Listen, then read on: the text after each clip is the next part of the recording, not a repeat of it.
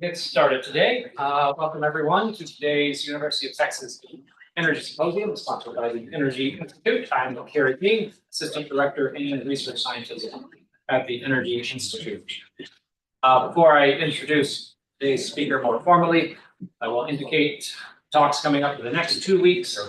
Next week will be Matthew Hune and Paul Brockway, who will talk about a country level primary final useful energy database to understand energy and the economy. So if you want to know about energy accounting and the difference between primary energy and final energy, like gasoline, and useful energy, like the work that comes out of your car, and how this translates to economic metrics, then next week is the time for that. So March 11th will be Kent Zhang, who is here at the University of Texas at Austin, a relatively new professor. He will talk about battery chemistries for sustainable energy storage, his research expertise. Today, it is a pleasure to have Daniel Roesler, founder and CIO of UtilityAPI. A little bit more on Daniel. In addition to his role at UtilityAPI, he is the maintainer of the connectivity and customer data working groups for the Carbon Data Specification Consortium at LF Energy. He previously served as the vice chair on the board of Green Button Alliance and an active contributor to the OpenADE technical working group. He has much experience in utility and customer data and has described best practices and participated in many customer data regulatory proceedings. Most importantly, he's got a BS in chemical engineering, University of Texas here, 2008. Welcome back to campus, Daniel. His abstract, short and sweet here, so we can get to his talk. Climate change and low-cost renewable energy resources are causing massive disruptions to the energy grid. In this presentation, he will discuss realities and bottlenecks of a transitioning energy grid. Specifically, we trace back why scalable utility data connectivity is so critical to our next generation of energy grid systems, as well as understanding the current state of utility data policies and technical standards. So how do we use data to make the grid better? That's our talk today. Let's welcome Daniel Roesler.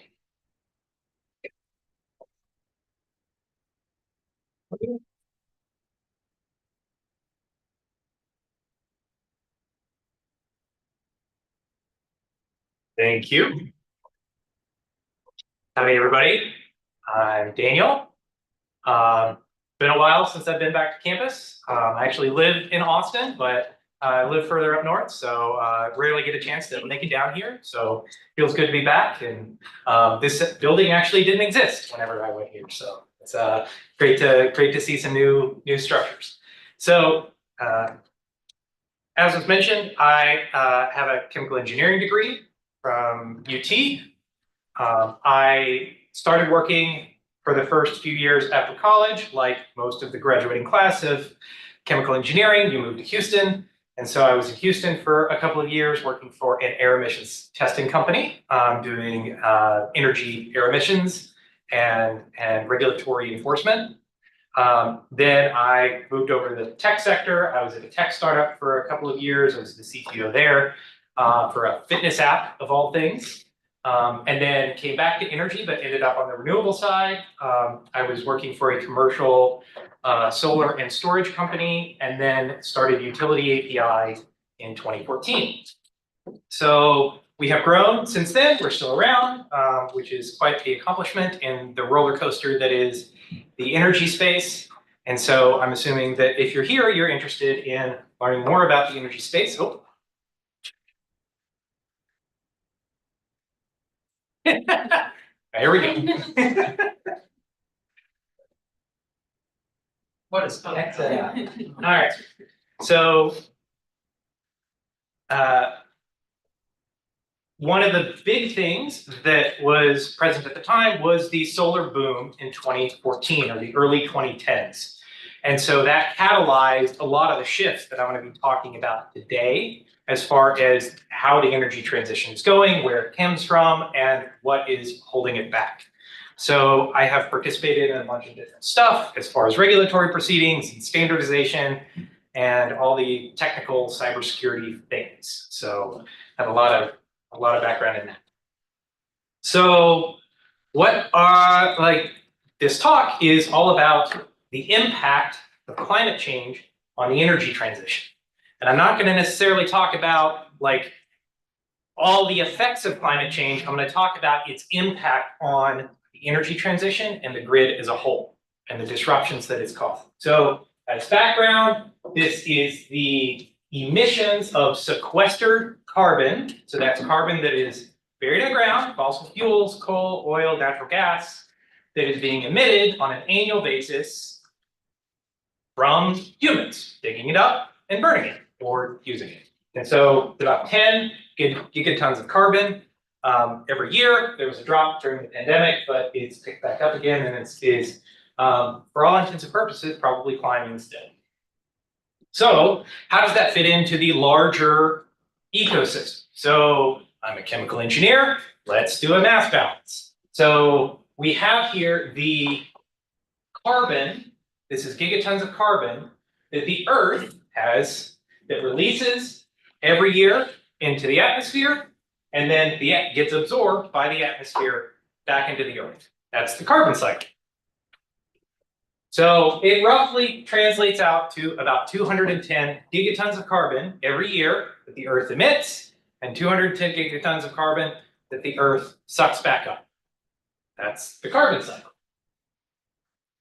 And with the sequestered carbon that is being pulled up and put into the atmosphere, we have about an addition of a net 10 positive to the global amount in the atmosphere. That's actually nets out to be about 5, because the Earth is absorbing about 5 extra, more than it should.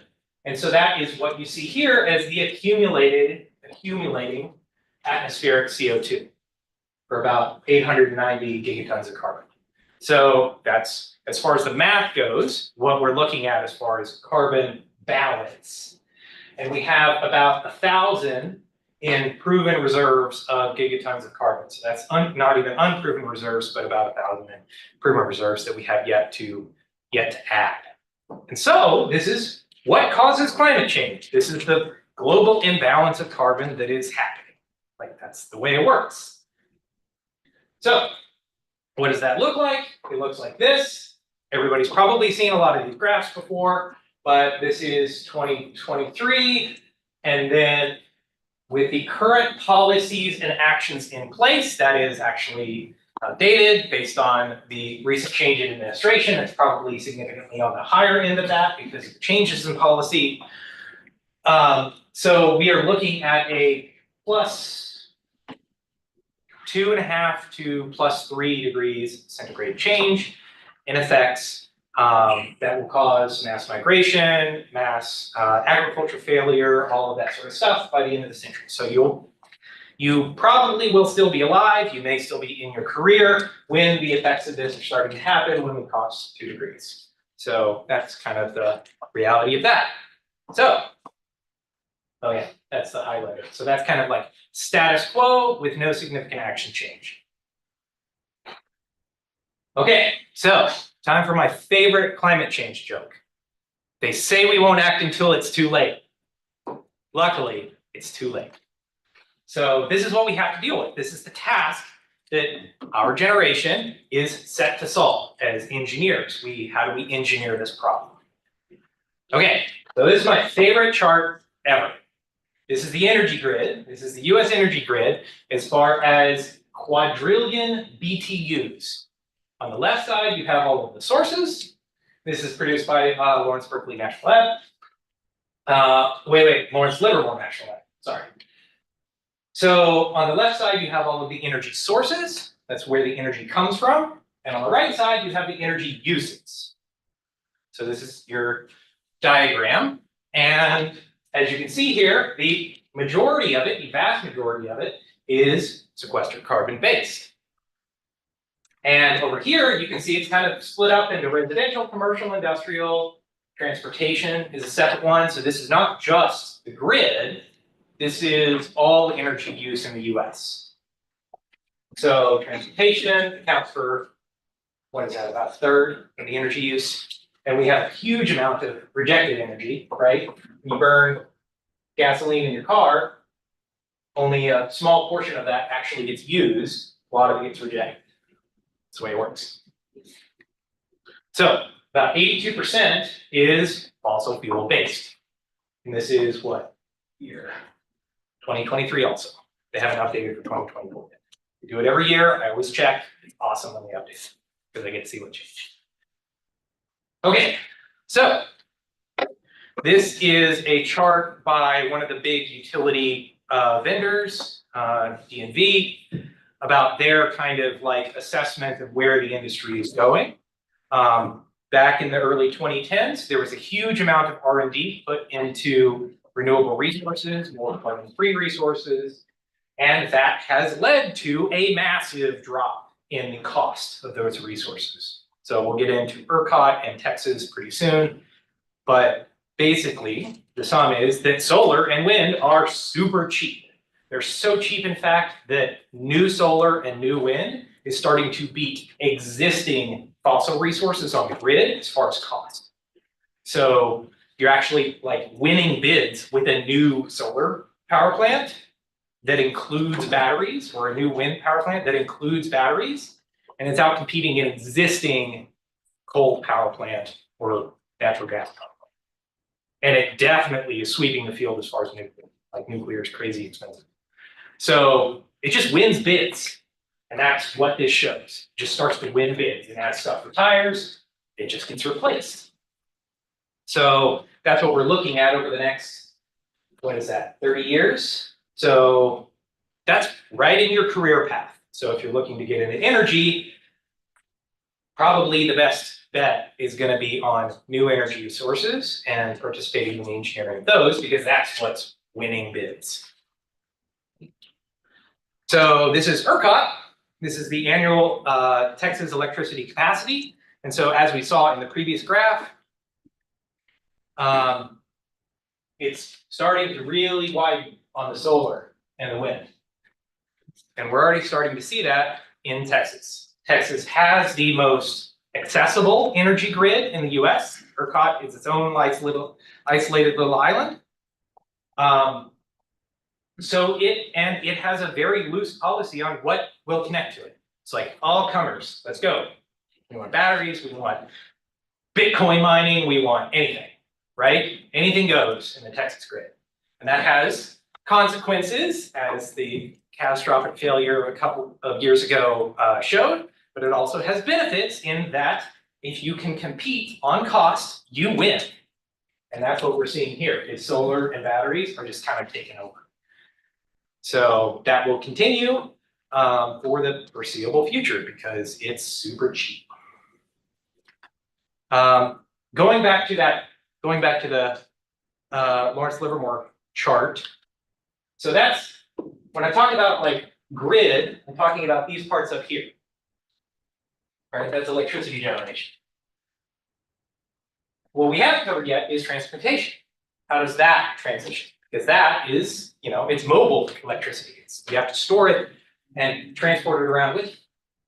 And so like solar and like the grid is transitioning, batteries are too, battery electric vehicles. So this is the global electric car stock. That's how many electric vehicles have been produced and have been sold or used in the world. And as you can see, it's starting to follow that exponential curve.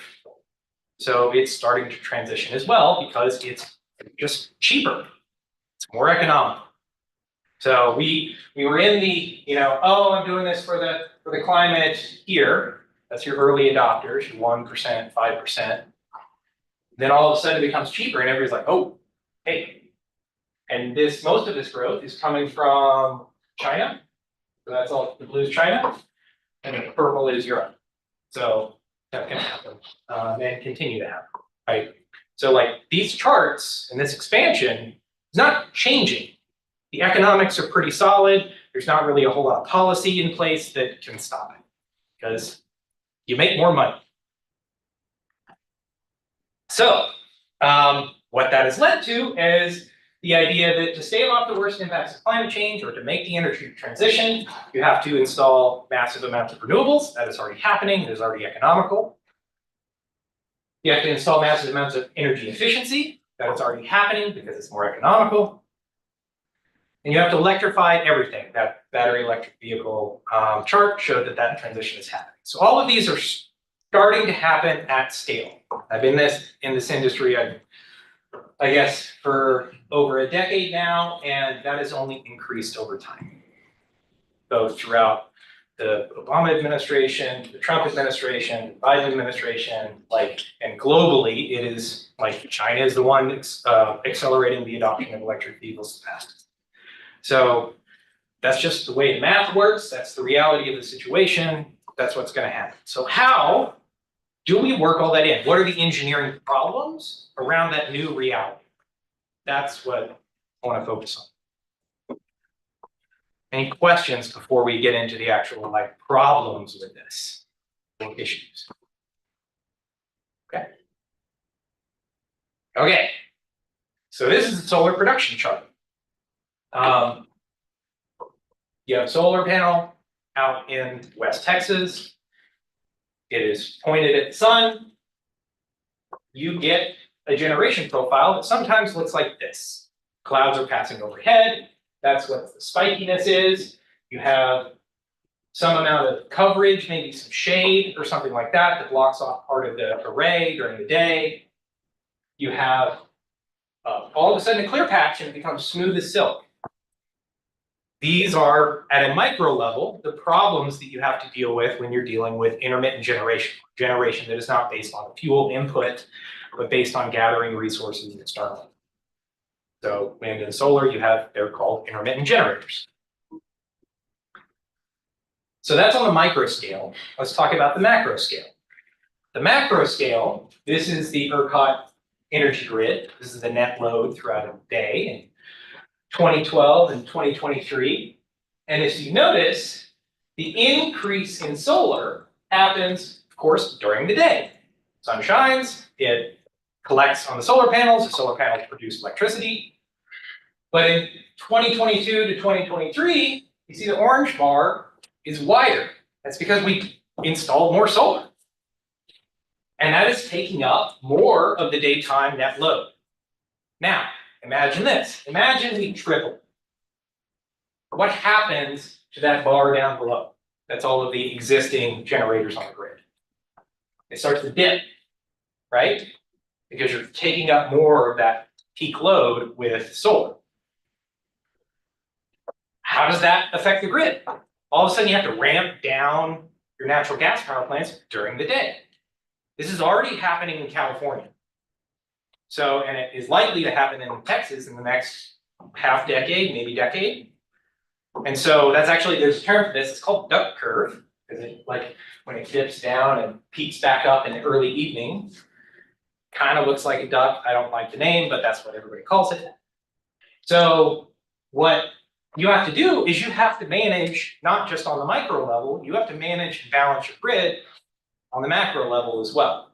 Because the worst part about the duck curve is not necessarily tuning stuff down in the morning, turning it off. It's when around 6 o'clock, everybody goes home and they still keep using power, but the sun stops shining. And you have all of that heat that's trapped in buildings that you need to cool down. You still have to have a huge amount of power right when the sun goes down. And so there's a massive ramp. You're starting to already see it right there. There's a massive ramp. How fast can you kick your generators back on?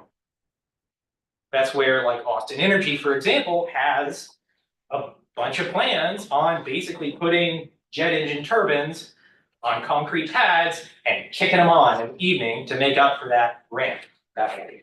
While the other places smooth back up. So these are the sorts of macro level engineering problems that you have to solve with a increasingly renewable grid. Okay, so let's also talk about the other side. So the world is not just the consumers of energy. So this building, it is also, it is not just the generators, it is also the consumers. So you have two sides to the grid. You have the generation side and you have the use side. So we've only talked about one side of the equation so far, ramping up renewables, ramping up generation in the energy grid, problems deal with that. So how about we think about what are possible solutions for this on the demand side, or the load side? So how can a building change its profile? What sort of services, what sort of flexibility can we have? Those are called, those are called load flexibility. How flexible can your load be to move stuff around? Because if you have a very steep ramp in the evening, can you move that? What sort of stuff can you move around during the day? And as things like electric vehicles take more and more hold, that's a huge amount of load flexibility that you can shift around the day as far as charging. So if you just incentivize that, if you start to have that, then you don't have as many engineering problems on the grid. You're not operating in a bubble just as a grid operator. If you're working with the load side, all of a sudden it becomes, your engineering problems become a lot easier to solve. So for the energy transition to happen, we're already doing those top three things. Now, the next one, the next challenge, in order to get significant penetration of renewables, is huge amount of load flexibility. Load flexibility both on the grid as well as behind the meter. When I say behind the meter, I mean like this building, utility kind of use this building as ending at the meter, and then the rest of the electric grid on the building itself is called behind the meter. So that is called distributed energy resources, or DERs. So distributed energy resources is these small, sometimes power generating, so like rooftop solar, if you've seen that around town. Electric vehicles are DERs. Building automation, so smart thermostats are DERs. Those little IoT plugs where you can turn stuff on and off. Air conditioning, like preheating a building or something like that, and then using insulation for that building throughout the day to keep its heat. These are all big parts of the energy DERs. Okay, so this is a gigantic industry. This is a multi-billion-dollar industry already. And they go to customers and they say, hey, if you install this stuff, it will save you a bunch of money because you are shifting your load around to capture that value. So the vast majority of DER sales nowadays is an economic sale. It's just cheaper. So these things are a self-funding or self-fulfilling industry. They will continue to exist. They will continue to grow. And they help add load flexibility to the grid so that more and more and more renewables can be integrated to the grid because they're cheaper. You're basically offsetting that intermittency cost with load flexibility. Okay, so there are three basic steps to deploying distributed energy resources and load flexibility. The first is customer acquisition. The second is installing and deploying the actual asset. And the third is operation and maintenance. So a lot of this stuff happens at the commercial scale, big industrial facilities installing like load shaping flywheels or batteries or whatever. But basically, the steps go, whenever you're talking to a customer and you're like, hey, I want to sell you some batteries, I want to sell you a virtual power plant, I want to sell you a microgrid, I want to sell you a stock of electric chargers or a fleet of electric vehicles, right? There needs to be some sort of financial assessment or a feasibility study to see how effective it's going to be. Does it pencil? So this is like happening every day for all the DER companies in the world when they talk to customers. There is some amount of engineering and calculation that goes into that. And one of the key questions is, how much do you spend on energy? What does your current cost profile look like? Because you need to do an analysis of when you apply that asset, when you apply that DER, it's going to change. Your utility bill is going to change. Your load profile is going to change. It might cause the transformer upgrade, your facility. So these are all important questions that you got to do before you actually get a yes to a project. And then you get a yes, you install the asset, but then the asset's operating. And so you need to know how well it's doing. You need to monitor it. It's called measurement and verification or operations maintenance. And in general, clients want to see the impact or the assessment, the ongoing measurement and verification in dollars. They want the y-axis in dollars. They don't want it in kilowatt hours or kilowatts or whatever. They have no idea what that is. You're like, your customer's the CFO of whatever organization. So you need to be able to convert what your asset is doing as far as the energy impact.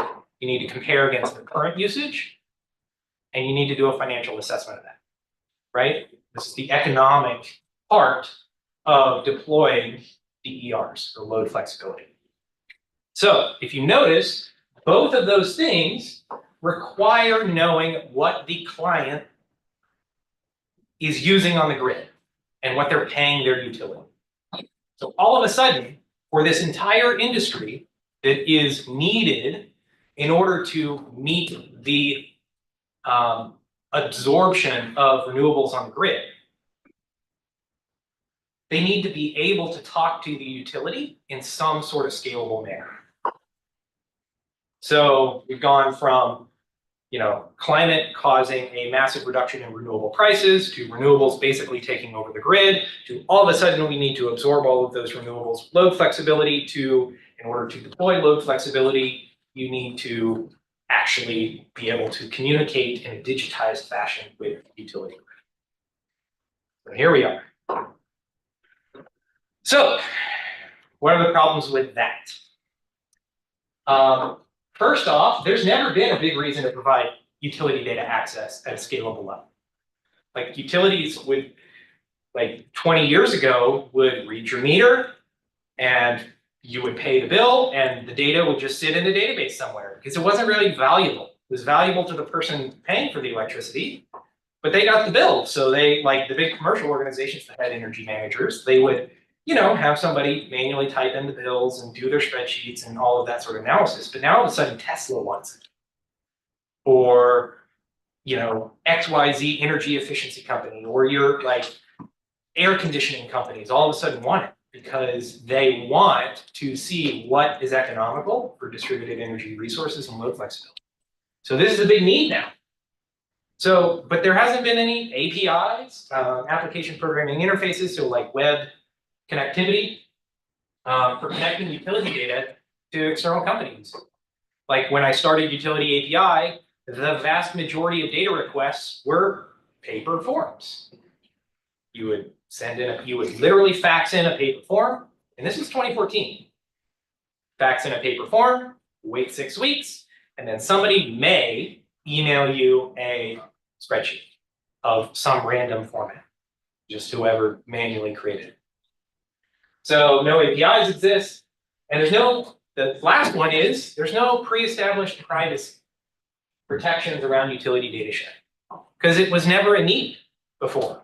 You never had a need to figure out what the consent requests were, who had access to it or whatever, because nobody ever wanted it.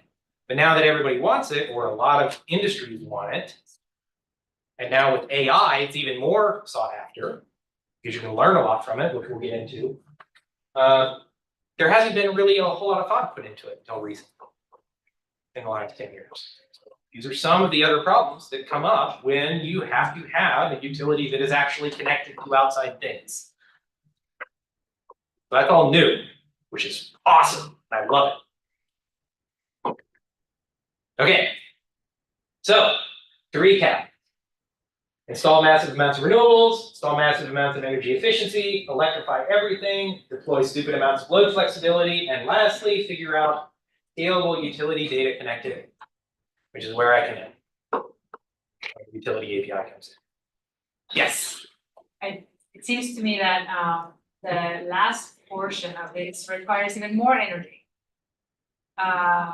because now we're connecting, right, different systems. Yes. So it's like, oh, okay, going back to the beginning. Yes, so, yes, I would say that it's more about shifting load than it is about reducing load. That's what the energy efficiency is about. But like putting electric vehicles onto the grid when they previously were not on the grid, that doubles your grid load. So we're looking at doubling our energy use on the grid over the next couple of decades with just electric vehicle. And so, yeah. Is there a problem with customer adoption at all? And because I feel like it's kind of a harder sell to be like, okay, we're gonna, turn down your air conditioner to manage this load flexibility. Is there any stubbornness that you've come across from customers not really willing to be flexible with their energy usage? Absolutely. That's always one of the problems or questions that come up in this first customer acquisition part is, oh, am I gonna be more uncomfortable? Am I gonna have to change my lifestyle and all of that sort of stuff? And so in general, with the cost of batteries being so cheap, you can mitigate a lot of that. And B, you never make a sell based on lower energy use. You make a sell based on lower cost. And so if you're like, hey, this may happen, you are gonna be, the building's gonna pre-cool in the morning, and then you're gonna coast the day while energy prices are lower, and we're gonna buy energy earlier in the day, and then we're gonna split that cost with you, so every day you do this, you're gonna get $150 in your pocket. That's the sell. So that's how these things are framed, because the people who are buying these things, this curve, well, wherever it is, the curve of adoption, right, is not based on convincing people to change their lifestyle. Yeah, just dollar amounts. It's dollar amounts and improving technology so that you don't notice. So it's a drop-in replacement or it's a good enough replacement. So nobody's trying to convince people to change their lives. I mean, there's a lot of people who say that, but that's not where the money is. Okay. So I talked a little bit about this before. Okay. Talked a little bit about this before. Previously, it was a very manual process to get utility data. A lot of people literally would I actually started doing this. My job was commercial. I was a project engineer for a commercial battery and storage or solar company.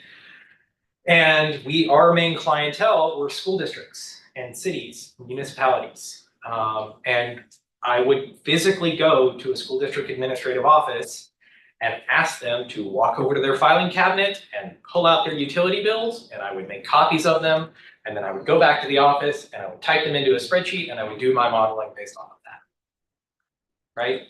And there's no way any of these projects would ever happen at any sort of scale if that was still the case. So writing it down, manually transcribing utility bills was definitely a thing. I started the company.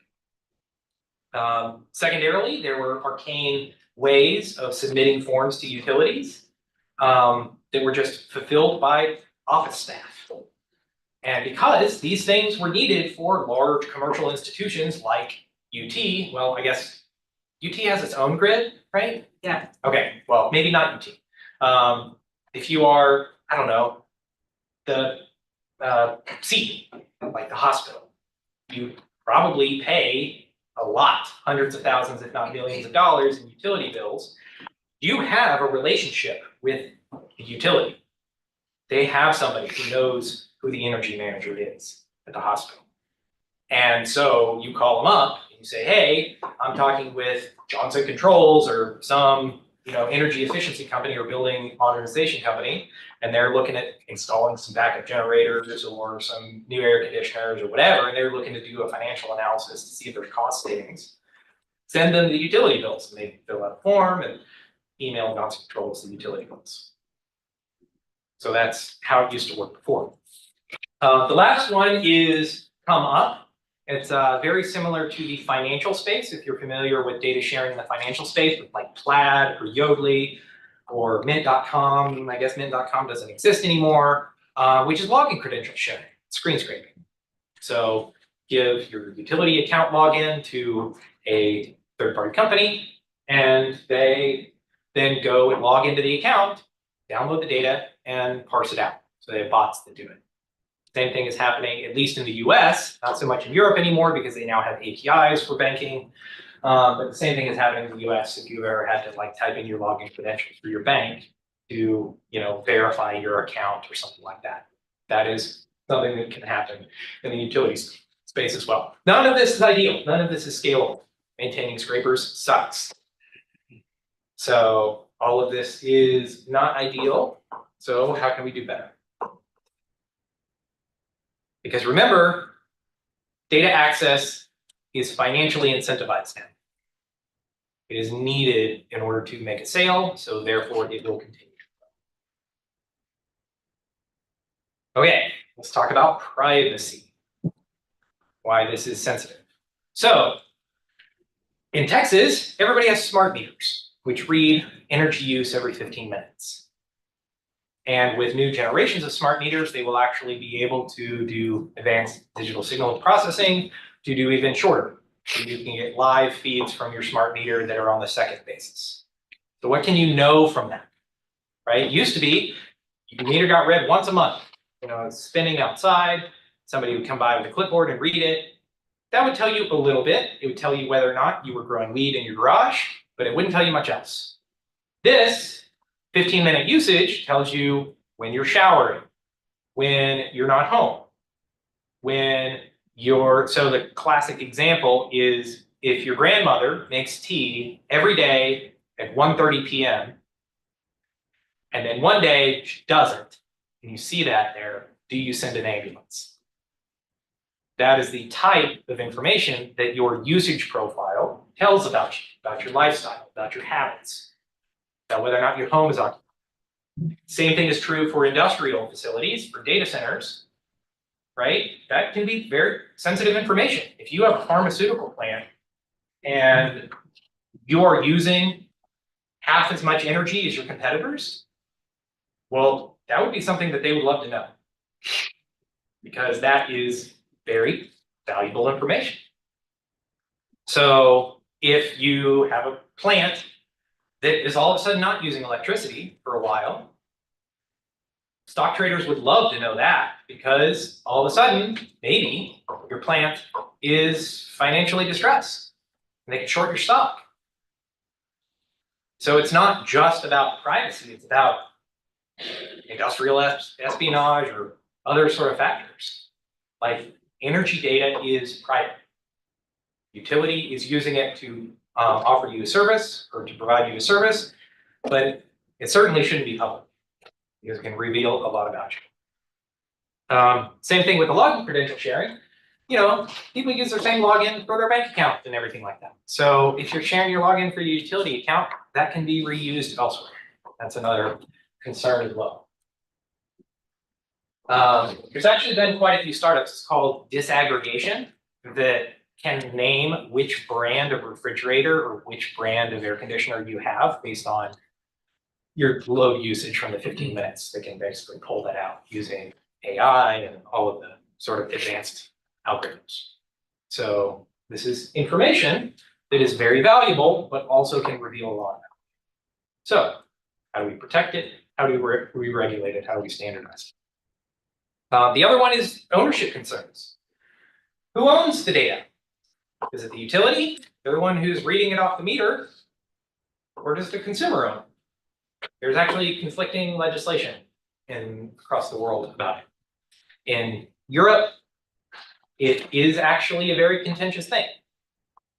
In general, regulatory bodies generally require that a customer consents to the access.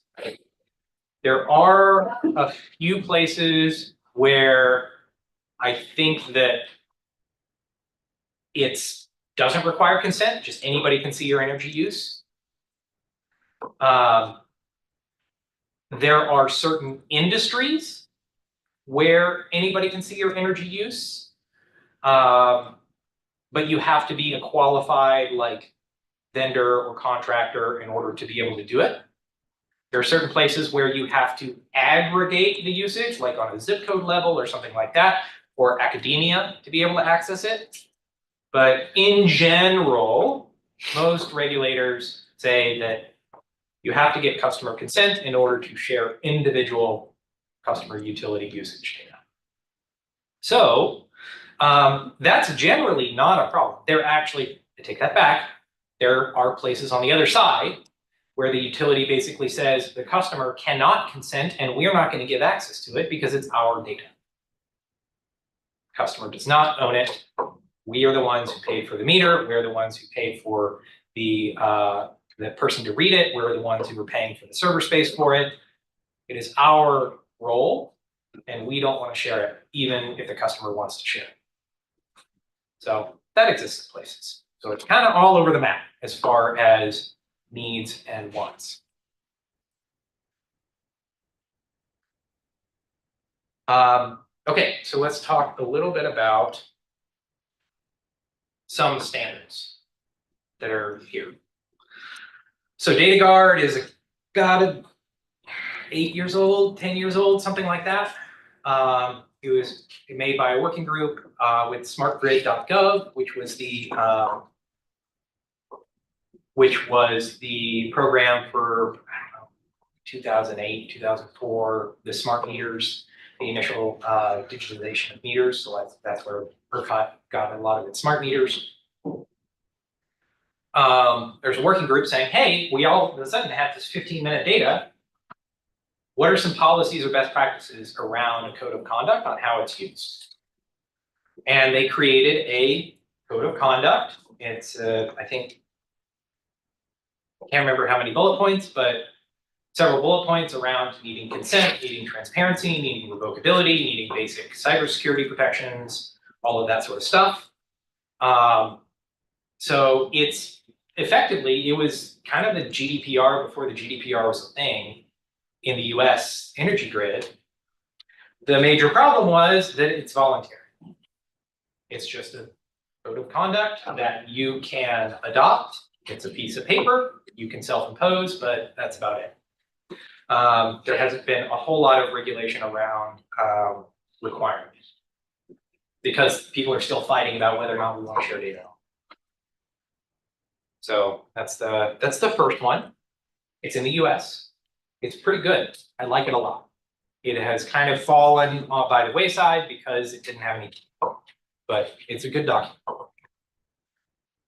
The second one is the Green Button standard. So Green Button Alliance is a nonprofit. UtilityAPI is a sponsor member of the Green Button Alliance. I was on the board for 7 or 8 years. And it is a technical standard. It's basically how you, as a utility, can implement data access in a standardized manner. It's a digital means, so if you've ever kind of used your phone or something with a pop-up that says, do you allow this? That's kind of what it's based off of, only it's with your utility account. So you have an app that wants to see your energy use. There's a pop-up, you log into your utility account, you press accept, and you pops back in and they get the access to the data. So this has been around for a little over a decade. And UtilityAPI implements these for utilities. That's one of the lines of business that we have, because we are actually implementers of the standard. So I'm very intimately familiar with the technical ins and outs of this standard. But one of the main issues is that everything is optional in the standard. So you as a utility get to pick and choose what you want. And the problem is that a lot of utilities have picked a whole bunch of stuff that is not very useful to the users. So they implement the standard. It doesn't have the parts that are needed by the end users, the apps, and all of a sudden it doesn't get adopted. So that's where this comes in. So this is the most recent iteration of standardization. It's from the Linux Foundation. So the Linux Foundation, giant open source nonprofit, they have an energy division that mainly focuses around open standards and open source in the energy sector. So think of like grid operators, that sort of thing, open protocols and open software for that. It's very strongly adopted in Europe, who like that sort of thing. They created a consortium with a lot of the big tech companies. So like Microsoft is a member, Google's a member, Apple's a member.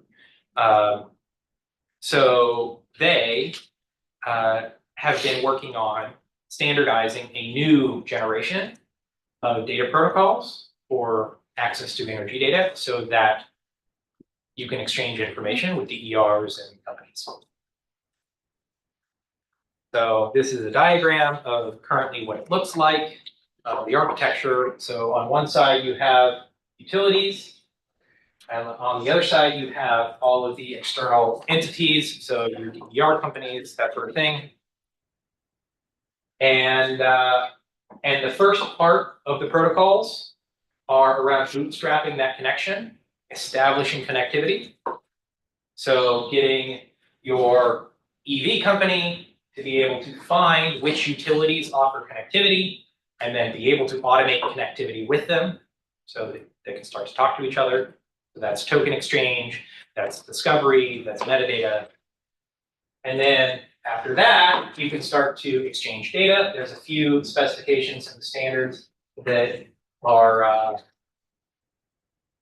about customer data and power systems data. This was originally focused on carbon accounting. So that all of the big companies that you hear about saying, oh, we're going to be net neutral, that sort of thing, you need data in order to make that calculation. And so you need the power system data and you need the customer data in order to do that calculation. So this is what the protocols that were kind of established to enable that. That's why it's called the Carbon Data Specification. But it can be used for tons of other stuff, right? Any sort of energy efficiency, that sort of thing.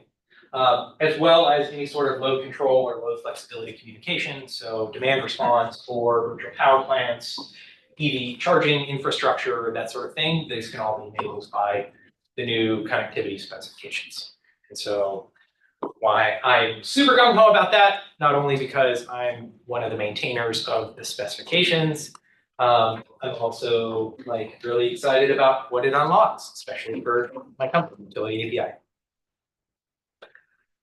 So when we talk about how these things get accomplished, we're starting to check off these boxes.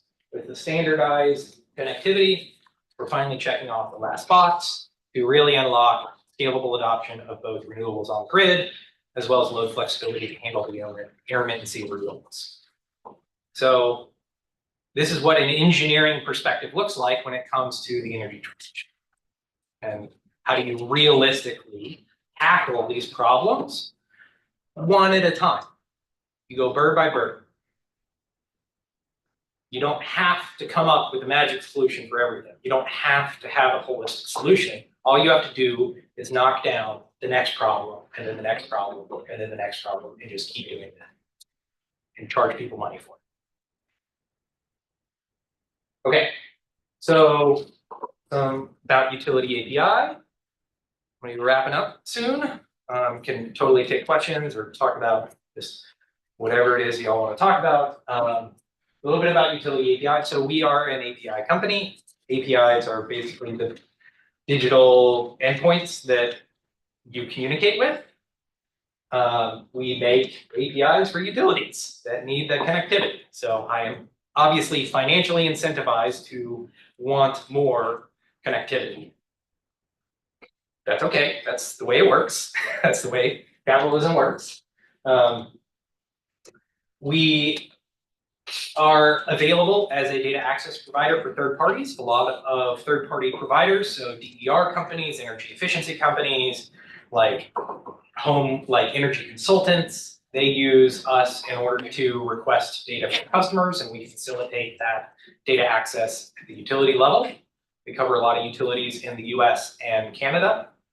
Currently, we haven't expanded to other parts of the world yet, but there's no reason why we couldn't. It's just trying to figure out all of those regulated places because it is a very heavily regulated space. And we lean pretty heavily into technical standards leadership, because one of the things about our space is that since it's very heavily regulated, it's way better to have a technical standard than it is to have a proprietary system. Because regulators can't order a utility to adopt Oracle databases, right? They can order utilities to adopt ISO standard 12344. And so that's where we see it as important, is having technical leadership in the standard space for this. So yeah, that's a little bit about customer data access and why the climate crisis has kind of really catalyzed a massive shift in the energy transition and disruption, and all of the engineering problems that go along with that. So thank you. All right, thank you. Back from the room.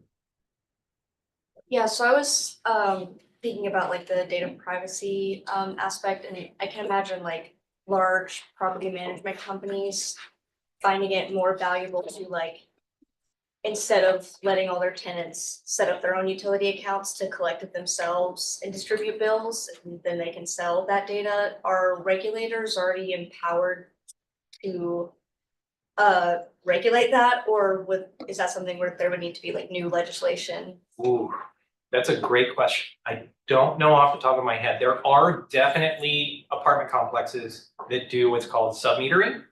And so they actually have their usage at 1 meter at the utility level, and they pay the utility bill, and then they install their own like not personal, but like corporate sub-meters on each individual tenant. And then they basically take a look at their utility bill and then share that cost with the individual tenants based on their usage. So you get your utility bill from your landlord and not from the actual utility company.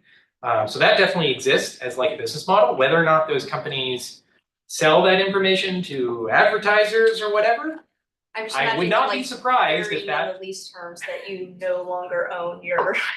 Yes, that's a great question. I don't know. I haven't heard of that at least being a prominent use case yet, but with AI striving for every like piece of data imaginable, I would not be surprised if they start offering incentives for that, and regulation then either goes along with it or compensates for it. It's one of the big problems about regulation is that it's very slow. So it's like currently on a 3-year cycle in most public utility commissions. And so it generally takes a couple of cycles in order for something to pick up momentum. So who knows? Yeah. Department renting. Anything else? I have one here. So who is the most progressive so far in enabling this kind of data connectivity, or let's just say to the end use customer perhaps? Is it sort of geographic based like states? Is it based upon what kind of utility it is? Is it municipal utility or industrial utility or some retail competition type areas? Is there any pattern so far, or is it just about who's most aggressive in enabling data access? So there's 2 major categories of adopters of data access. The first is utilities that are not financially incentivized based on usage. So ERCOT is a great example. ERCOT is the only statewide data access platform in the US. You can go onto ERCOT, sign up as what is called an energy service provider, like as a company, and then you can use that to request data from a customer, and the customer can approve access, and you get their 15-minute interval data. And that is done a lot in Texas, and especially in the commercial sector. And so as far as like who is doing it best, ERCOT is actually doing way ahead of most of the other places. And that's because ERCOT doesn't care about like, it doesn't have an incentive to not allow data. It doesn't find value in the data. So it's neutral. That is one of the reasons why a lot of data access in Europe is ahead of the US. It's because they have, similar to Texas, decoupled your retailers or your power producers who you buy power from and your infrastructure providers, the people that run the wires to your house or the people that like manage the grid. And so disincentivizing those two things makes the grid operator neutral to data access.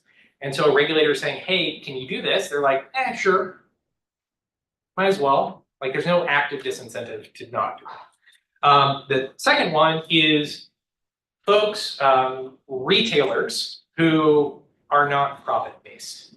So there are what are called CCAs, community choice aggregators, which are basically power producers or power like sellers who are owned by communities, like a co-op sort of thing. And they want to lower their costs. And by incentivizing adoption of like load flexibility, they don't have to buy expensive power from the grid during the day. And since they're not profit-based, they love data access because it allows them to accomplish their goals faster. I would not be surprised if we start to see some for-profit power sellers start to offer data access because it actually enables fuel switching. If you can convince a building to get off natural gas onto electric heat, you make more money from them. And so if you can encourage them to, upgrade or fuel switch for a building or adopt EV charging in their parking lot, you make more money from them. So I wouldn't be surprised if the profit mode starts to happen more. Well, I guess Austin Energy falls into your not-for-profit of the last few years, enhance what kind of information is expressed online in our bills for timing of data usage, electricity usage. So here's a question online. This is a good one. What parts of utility data connectivity challenges cannot be solved through software? Are there hardware challenges? I mean, Yes. That speed. And I think just back to you mentioned it, February 2021, Fury, and we're like, why can't we just cycle the power on and off at different, every house? And we have to tell you, is there, that's kind of the ultimate thing to me. If there's a grid minor blackout, can you turn off each individual house? And that starts to get into a data, or is that a hardware problem or a software problem? Yes. How is, or is it both? Yeah, so the 2021, when you think about it, like a lot of the grid is very antiquated as far as visibility, right? And so that's much more of like a grid operator not knowing which transformers are operating, which power lines are down. That's more of like a grid wide. That's less about the external connectivity, which is what this kind of focuses on. However, yes, absolutely, there are some hardware challenges with grid connectivity or like external connectivity. The first one is backhaul bandwidth for smart meters. So if you have a house or this building and it has a smart meter on it and it's reporting back to the home hub, it's probably using a Zigbee protocol or something like that. And it will take 4 hours to move through that chain to be available publicly. So if you have a utility offering an API and you're an app looking to like draw a graph or manage the energy use, you're looking at a 4-hour snapshot at least. It's not real time. And so that is a hardware problem. And there's actually the next generation of smart meters are looking to solve that by offering local home area connectivity or local processing in a container on the actual device. So that you can do signal processing directly on site with a direct connection. To anybody who's looking real time about their home data usage, just because they have the hardware in the house and they're connected to that. Yep. Okay. Anything else in the room? Maybe we'll end with this one, which is kind of the critical ball question a little bit. You mentioned, so to go low carbon, there's a lot of trying to electrify as many things as we can. Yep. Transportation. Yep. Electric vehicles seem like, I don't know if there's a harder use case for electric data connectivity and understanding what's going on, but now you get, where is the car? What is its driving pattern? Who owns the data? The car owner, the meter, even the public charging meter that owns it. You just added more actors, people and and more information that people might not want to be shared. So is there any crystal ball aspect of how you see electric vehicle to the grid going, bi-directional charging and new challenges that are associated with that are different than fixed things like houses? Yes. You know, Great question. free for you to. So there's a couple of different aspects of that I want to break down. The first is whenever you think about electric vehicle charging, everybody's mind always goes to, oh, well, there's a battery, we can pump power back onto the grid. And while that can be possible, the lowest hanging fruit is just not to charge at a certain time. Move around where you charge, and it's effectively the same as pumping power from a battery back onto the grid because it's a net load. And so when we think about load flexibility with charging, the vast majority of it is just charging management and not necessarily vehicle to grid. Okay, so that's the first aspect of it, and that's your lowest hanging fruit. That would be 80% of the way there. The second is, if you notice in this talk, I'm focusing exclusively on utility data and utility data privacy. What is the Wild West currently is DER privacy.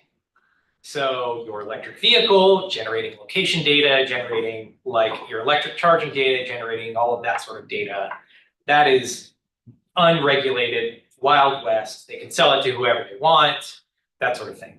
So if you are a large fleet manager like, you know, Amazon or UPS or something like that, and you are buying 1,000 EVs from a manufacturer, then you can probably write into your contract what you want to happen with the data. But if you're just buying a, you know, F-150 Lightning, Ford's going to sell it just like they sell all the. But that's not necessarily relegated to just EVs. That's relegated to pretty much everything that's IoT connected nowadays. Okay, well, thanks very much for that future look. And Daniel Roesler, CIO of UtilityAPI. Thank you very much. Thank you.